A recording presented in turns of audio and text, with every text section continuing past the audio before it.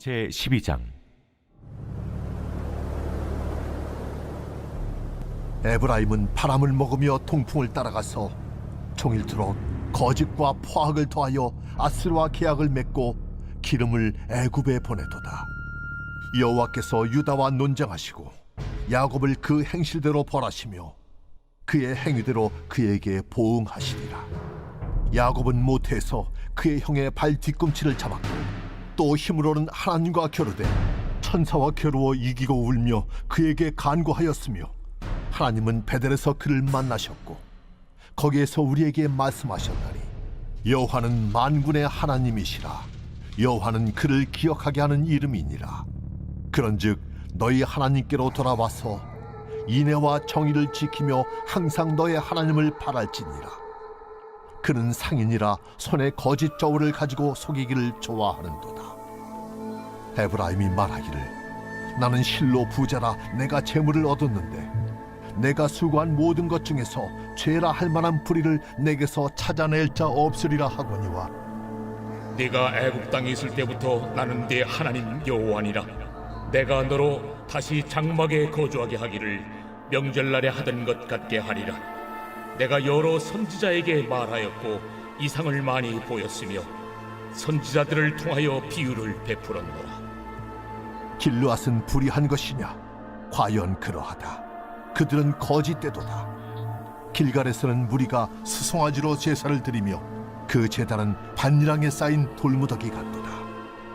야곱이 아람의 둘로 도망하였으며 이스라엘이 아내를 얻기 위하여 사람을 섬기며 아내를 얻기 위하여 양을 쳤고 여호와께서는 한 선지자로 이스라엘을 애굽에서 인도하여 내셨고 이스라엘이 한 선지자로 보호받았거늘 에브라임이 경노하게 함이 극심하였으니 그의 주께서 그의 피로 그의 위에 머물러 있게 하시며 그의 수치를 그에게 돌리시리라.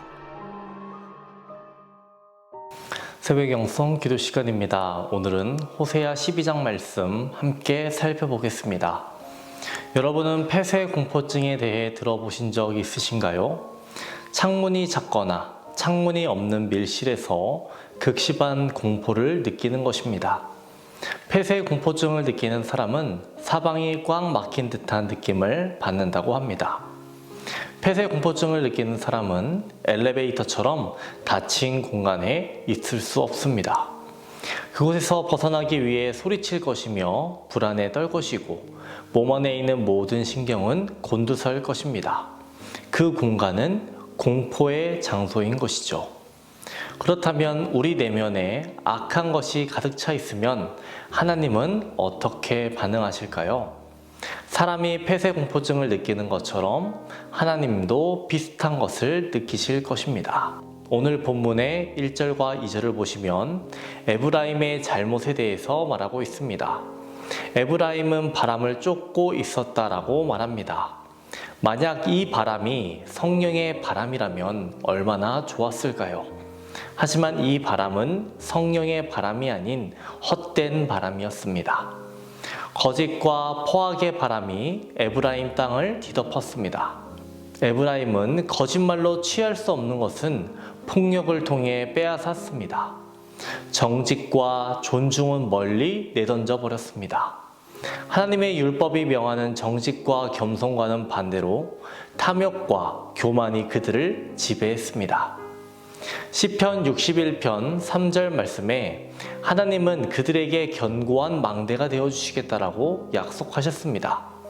그러므로 이스라엘은 하나님 안에서 모든 것을 얻을 수 있었습니다. 에브라임은 자기들이 소망하는 것은 물론 그 이상의 것을 가질 수 있었습니다.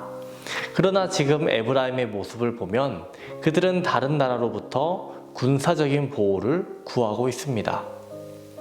또 그들은 아수르와 계약을 맺었고 애굽의 지원을 얻기 위해 기름을 보냈음을 알 수 있습니다. 우리에게 도움이 필요할 때 하나님은 기꺼이 도움의 손을 내미십니다. 하나님이 가지신 그 모든 것이 우리의 뜻에 달려 있다라는 것입니다. 그런데 우리는 얼마나 자주 하나님께 도움을 구하고 있습니까? 우리도 에브라임 사람들과 똑같은 죄를 범했음을 인정해야 하지 않을까요? 우리는 마음대로 살다가 달리 갈 곳이 없을 때에야 하나님께로 돌아가는 경향이 있습니다. 우리는 기도하지 않는 것이 아니라 기도를 많은 일 중 첫 번째에 두지 않는 것이 문제라는 것을 기억해야 합니다. 우리는 하나님께 가기 전에 얼마나 많은 사람을 의지합니까? 또 물질을 의지합니까? 힘을 의지합니까? 하나님의 백성들은 다른 것을 의지했습니다. 그렇게 함으로 그들은 하나님을 외면했고 언약의 조항들을 어겼습니다. 야곱은 베델에서 하나님의 천사를 붙잡고 당신이 나를 축복하지 않으면 놓아줄 수 없다. 그렇게 해서 축복을 받아냈습니다. 그 은혜의 장소 베델이 하나님의 집이었는데 이제는 그 베델이 어떤 곳이 되었느냐? 우상 숭배의 자리가 되어버린 것입니다. 에브라임은 베델로 돌아와 하나님의 말씀을 들었던 야곱처럼 하나님께로 돌아와야 했습니다. 그래서 호세아는 백성들에게 전능하신 하나님께로 돌아오라고 외친 것입니다. 에브라임은 인애와 정의를 잊었습니다. 에브라임은 개인적인 유익만을 추구하지 못하게 하는 언약의 사회적인 규정과 인애와 정의를 포기했습니다. 6절을 보시면 이에 대해서 말씀하십니다. 그런즉 너희 하나님께로 돌아와서 인애와 정의를 지키며 항상 너희 하나님을 바랄지니라. 부정직과 사기로 그들은 부자가 되었습니다. 에브라임은 재물을 자랑하였고 세상적인 부유함원에서 안전하다고 느꼈습니다. 돈이 자기를 보호해 줄 수 있다고 믿었으며 모든 문제를 해결하는 데는 돈이 우선이라고 생각했습니다. 하나님은 이러한 생각을 가지고 있는 에브라임에게 애굽에서 나오던 날들을 상기하라고 말씀하십니다. 그때 그들은 호화로운 주택이 아닌 장막에서 거주했고 가진 재산도 없이 광야에서 이곳 저곳을 유랑했습니다. 그러니 하루하루의 생존을 위해 하나님을 전적으로 의지할 수밖에 없었습니다. 이스라엘 백성들은 광야에서의 방황을 직접 경험해 보지는 않았지만 그들은 매년 정해진 때에 장막에 거주하면서 광야 생활을 기념하였습니다.